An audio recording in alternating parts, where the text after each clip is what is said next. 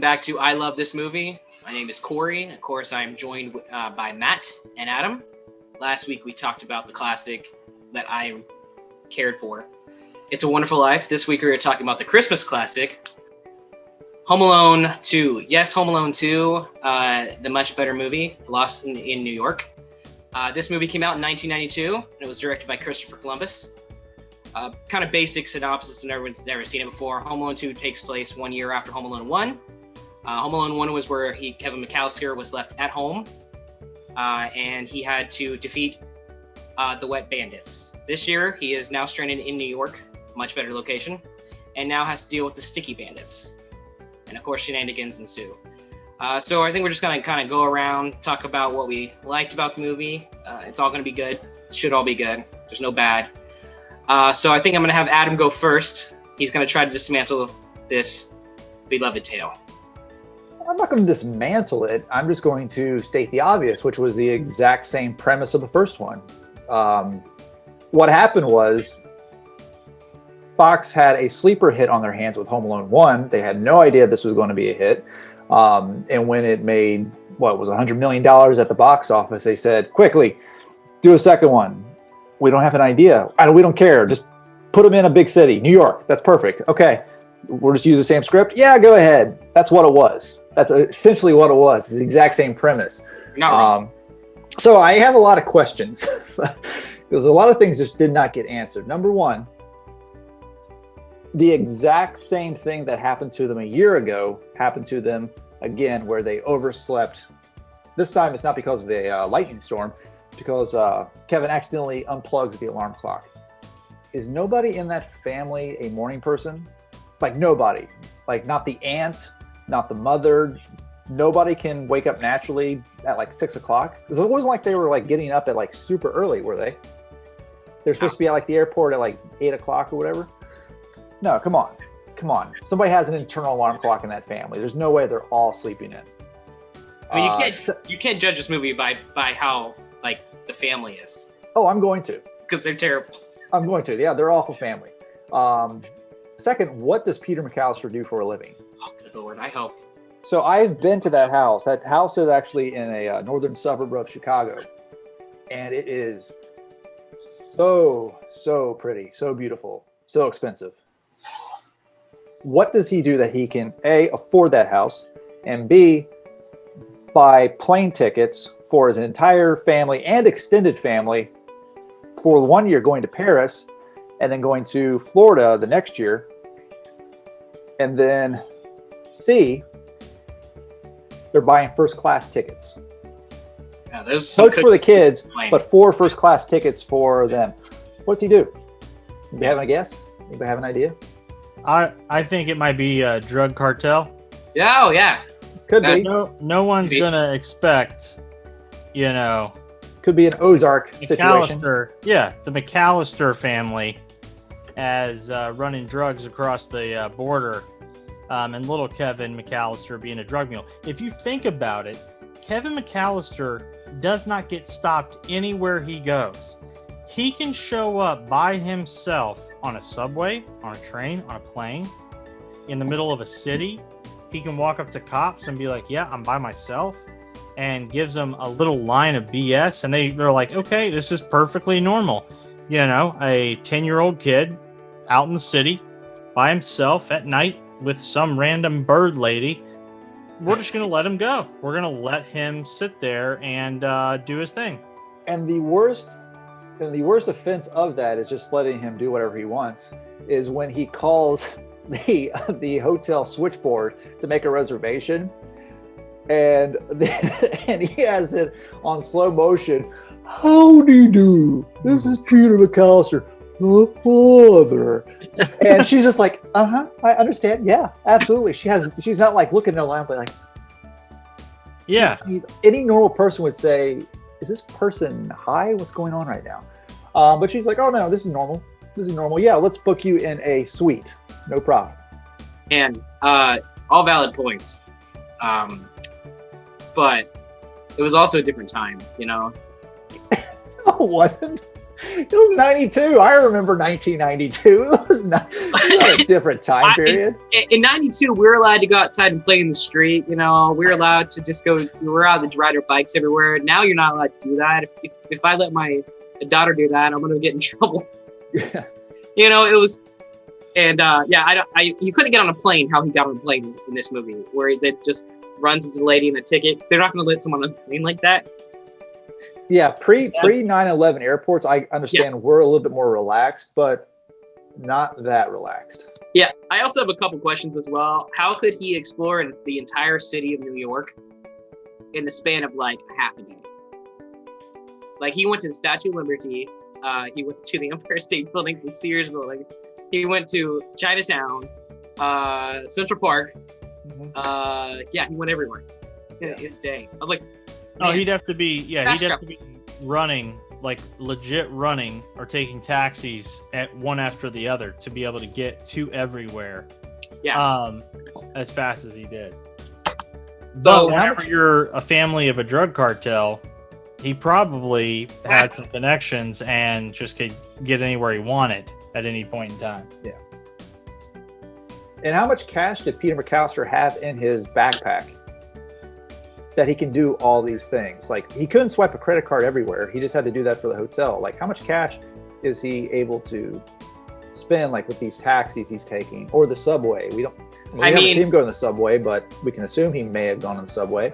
I'll tell you that the McAllisters were going to Miami. There is a casino down there. So most likely he was getting cash to go spend at the casino.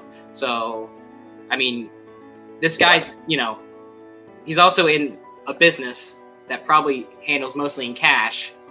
So, you know, he has to spend it somewhere. So it was probably like $10,000. Because I was really impressed with the room rates. I mean, it was 92, but for a suite at the Plaza Hotel, it was like, what was it, $354 a night? Those are details I noticed. Anyways, the reason why I chose Home Alone 2 over Home Alone 1, it's a couple reasons. Yes, it is the same movie, but the setting's so much better. As a kid, I love this movie. Watched it every year.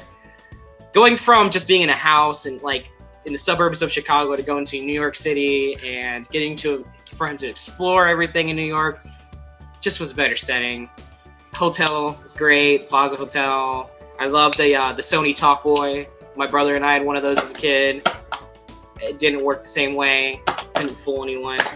The traps that he had, I feel like they were more diabolical in this movie. I mean, he could have just straight up ended them. He should have ended them with just the bricks at the beginning of it. I just feel like it's just, I was a straight up giggle fest, guys. I laughed from beginning to end of this movie. I don't know about you. I just enjoyed it.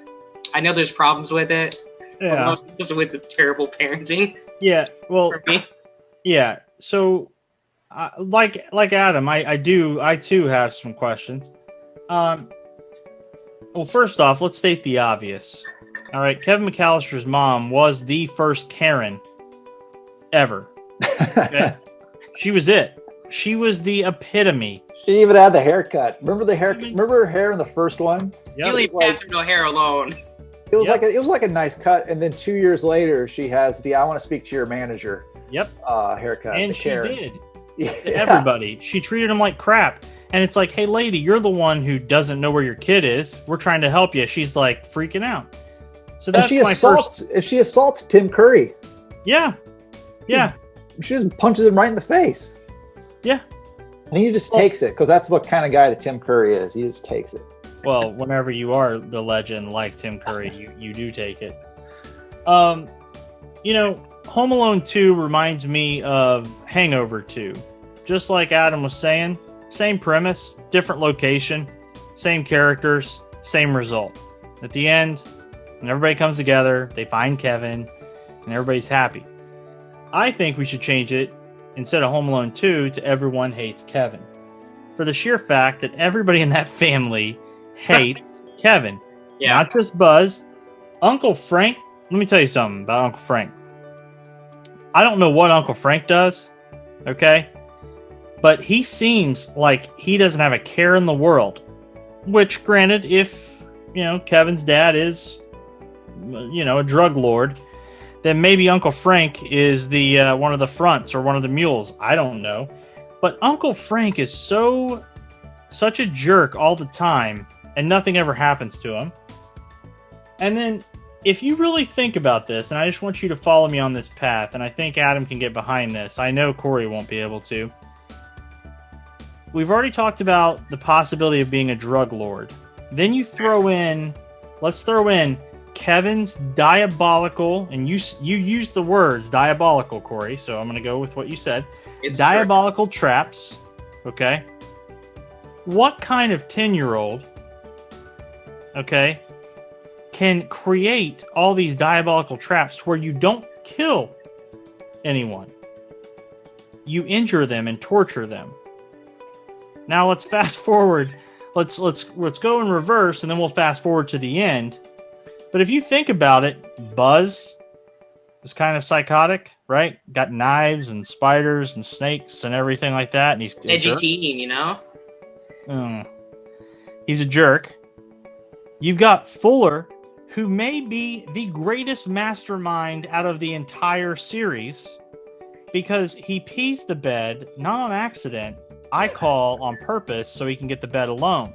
Oh, he does that on purpose. Oh, in the first one, you can see him drinking the Pepsi. Just kind of dominance. Which, by the way, fun fact: Fuller, okay, in Home Alone 1, was drinking a ton of Pepsi. In Home Alone 2, it all switched over to Coke. So if you talk about the merchandising, right, and the licensing and all that stuff that they did, they switched it over. But it still doesn't change the fact that Fuller may be the greatest mastermind in the entire series, outside of Kevin. If you put some scary music to this, and a couple of different cutscenes, this becomes a psychological thriller. And it turns into these kids acting like psychos in New York. Yeah, I agree with all that.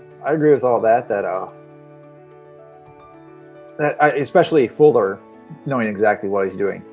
Yeah. Now, as far as I know I have a lot of questions, and for me personally, the Home Alone 2 is not in the same quality as Home Alone 1, but there are things I like about it.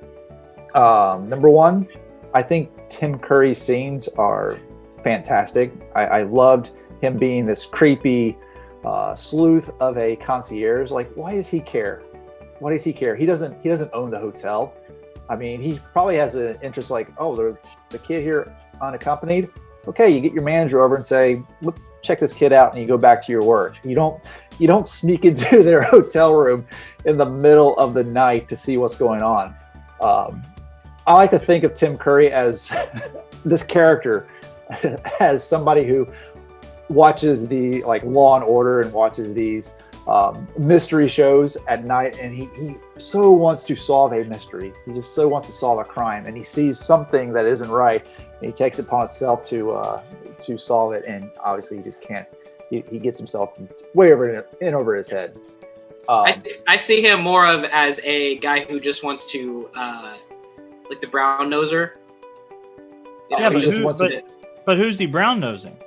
Just the people at the hotel, I guess, whoever's in charge. We don't ever see who's ever in charge, but we see his posse, which one of them is Rob Schneider, bag boy, concierge. But yeah, I mean, getting into the nitty gritty of it, I mean, I feel like it does have a good message that is kind of slighted a little bit at the end about trying to give for make sure you give up for others, and there's also the bird pigeon lady. Her little side thing about, being nice to people and opening yourself up. The whole giving back thing at the end is kind of ruined whenever they're in a 2-story suite and they all get free presents. And I'm like, man, they got money. They don't need these things. Go give them the children's hospital. Yeah, I don't know Probably about spend you. the same amount of money to do that. Yeah, the hospital. I don't know about you, but if I lost my kid, okay? Yeah. And I've traveled across the country to find him. The last thing that I would care about would be presents. Yeah. So that just shows you what kind of people the McAllisters are, right? You lose a drug mule, right? You'll get him back. And if you don't, there's another one. It's so ridiculous. It's not ridiculous. Tell me what he does. No, I agree. I'm just saying, like, I feel like it is Christmas morning, so there is kids involved, so it's nice to have, that Santa came, essentially, in their mind. But still, there's older kids. Like, the toy store didn't need to drop off stuff for Buzz or the uncle, Well, Uncle Frank has the mentality of a 3-year-old, so... Yeah. I got another question about Buzz, though. Who appointed Buzz the leader of that family? He's the older one. Yeah, but the dad's still there. The dad's like 2 feet away from him when he's giving that speech. Like, worry about Sparks. But when he's giving that speech, like, if it weren't for Kevin, we wouldn't be in this nice hotel. I bet. And so he should open the first present. He throws him a present. It's like, wait. And then at the beginning, it's almost like he's the leader of the family. Like, he's calling all the shots. I didn't like Buzz in this one. Buzz in the first one was the obnoxious older brother. This one, they kind of try to give him a little bit more depth, and it just didn't work. I agree. But I think it's just because the parents don't want to deal with anything. So they just put him in charge. Yeah. Which is probably a wrong move, obviously.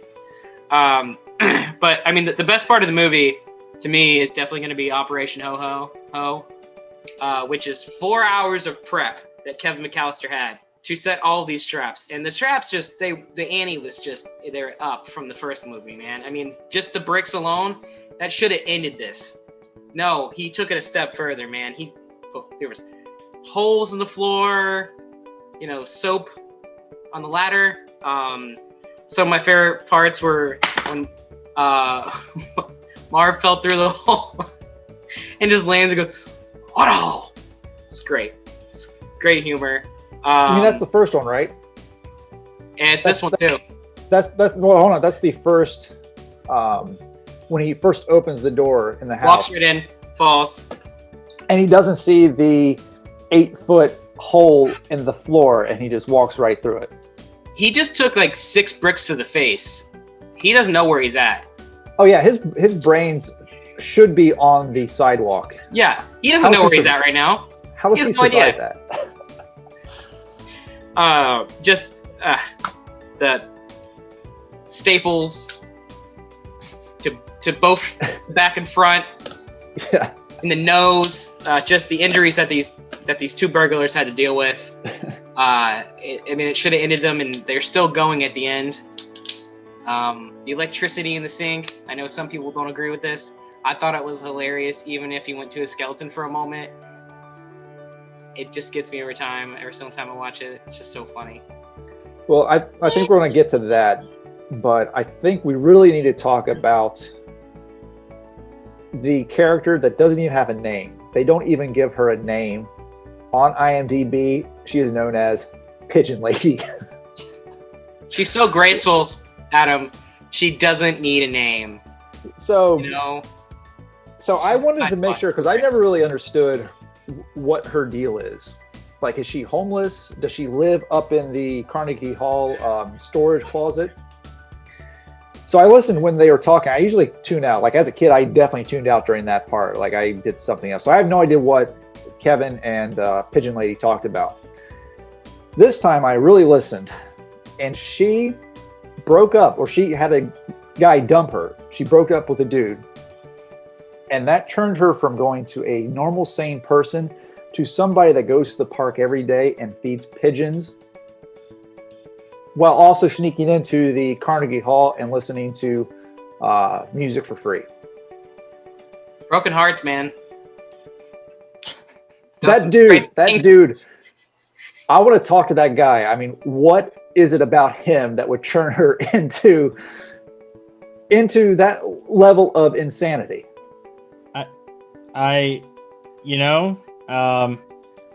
There's someone out there for everyone.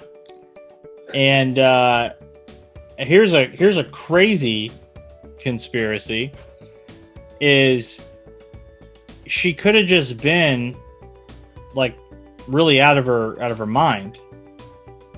Maybe there was no guy, right? Maybe she's always been with the pigeons. I mean, because you don't just walk into the pigeon life, right? You just don't do it. I can't walk outside and just become one with pigeons or one with birds. I mean, you got to live it. You got to breathe it. She's been weird for a long time. And I don't know about you, but I don't know who's going to date Pigeon Lady. Yeah. I don't know there was someone. I think this is all just I think John Hughes really missed an opportunity to completely twist the story around. Once they go up to the closet in the storage room at Carnegie Hall, she opens up a closet and sees a bunch of severed heads. And then she's the actual villain of the movie, and it's Harry and Marv that have to save Kevin this time. Yeah, that's what should have happened. That's what should have happened. That would have absolutely made this a classic, a Christmas classic in the vein of Die Hard. Die Hard's a great movie.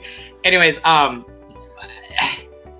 reason why she feels so out of place is I will say this about this one. In the first movie, there was the creepy old neighbor who we didn't know, and that he had family problems. He didn't. His daughter never came around with his grandkids, and they tried to do the same thing, but instead replaced him with a pigeon lady. And that's why the first one is so good, because it's a downgrade. I'll admit that. It's not a downgrade. It's a complete jump off of an entire cliff. But and that's why the first one was so good, because the neighbor who's older, who keeps to himself, who does this really nice thing by salting the sidewalk, but because Buzz is such a jerk, he turns it into, those are his bodies that he's spreading so he can hide it. And we find out he's very lonely because he doesn't speak to his son. He can't see his granddaughter. That works. That is believable. However, Pigeon Lady, who lives in the park or at Carnegie Hall or wherever she lives, strikes up this weird friendship with this kid who's in New York. I mean, what's the angle? Why does she want to spend time with him? Turtle doves, man. Turtle doves. So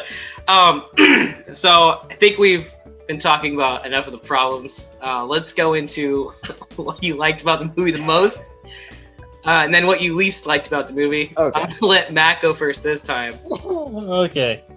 Tell me what you love, man.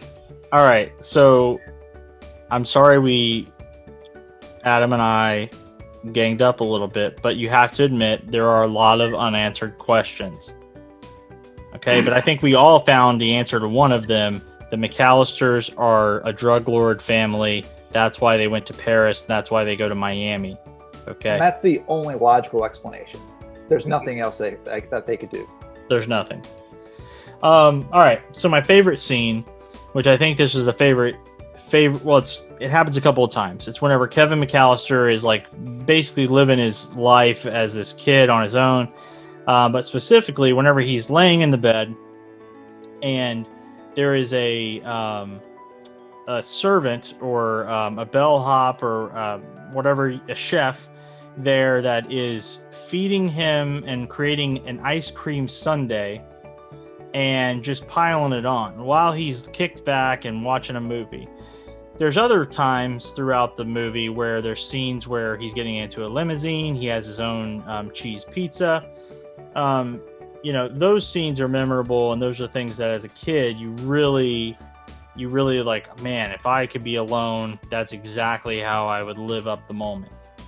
My least favorite scene in the movie was at the beginning, after they all come home from the Christmas choir, the play.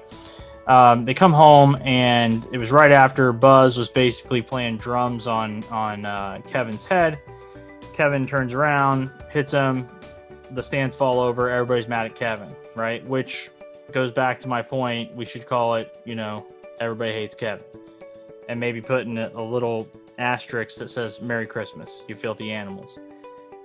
But whenever Buzz apologizes, it's obviously meant to be very sarcastic and passive aggressive. But the fact that no family member questions it and just goes along with it and says, you know what, Buzz, that was very sweet of you. Because Buzz is literally going, Kevin, I am so sorry. I never meant anything by it. Please forgive me. I love you. And the family, everybody in the family, there's like 100 people that live in that house. they're all going, hey, wow, Buzz, thank you so much for the apology. Kevin, you should accept that and move forward. That to me, I mean, it's just like, come on, at least make it a little bit believable. But I just feel like everybody was out to get Kevin, so he's constantly being put down, no matter what it is, no matter how crazy it may seem. Yeah, the apology was very disingenuous. I mean, enough that at least one of the adults could say, that's not good enough. Especially after what he did, after humiliating his little brother during a solo, which is horrific. But my favorite moment is really anything that involves the Tim Curry scenes, specifically two moments. First one, when he goes and snoops on Kevin, and he looks into the bathroom and he sees who he thinks is his dad singing in the shower, and he gets caught, and then he trips over the table. And then especially during the scene, which is a recycled joke from the first one, but it works again in this one, is when the security guard, Tim Curry, and the others are chasing up, and they're in the hotel room, and he puts on Angels with Even Filthier Souls, or whatever what's the movie? Yeah, the gangster movie. Yeah. He puts on the gangster movie, and he's like, you've been smooching with everybody.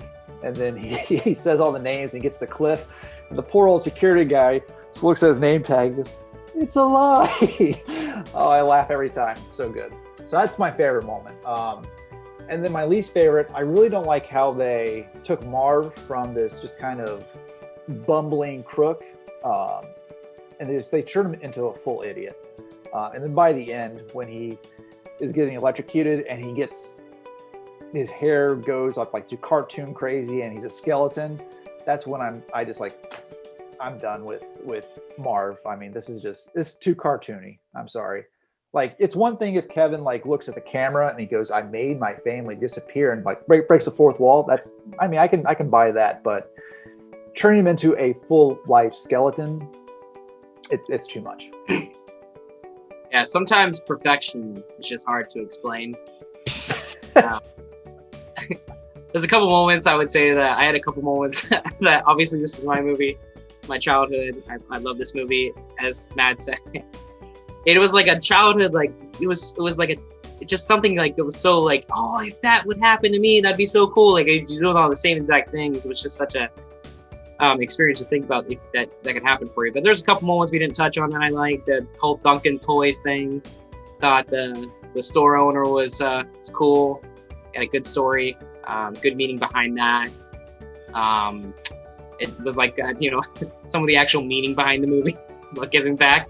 But I mean, overall, I'm a glutton for punishment, so I just love the whole operation at the end, whole thing, every single diabolical just thing that happened. Oh, it's so great.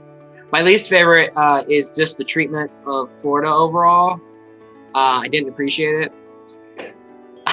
We're from Florida. I know it's Miami, but it's December. It's not raining. It don't look that bad, I promise.